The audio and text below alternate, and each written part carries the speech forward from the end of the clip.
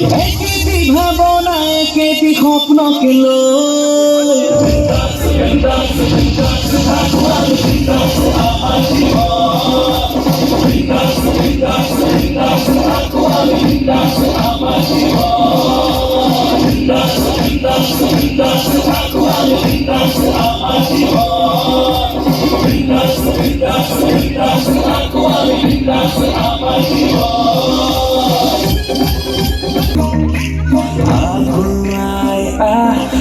হাতে ধরি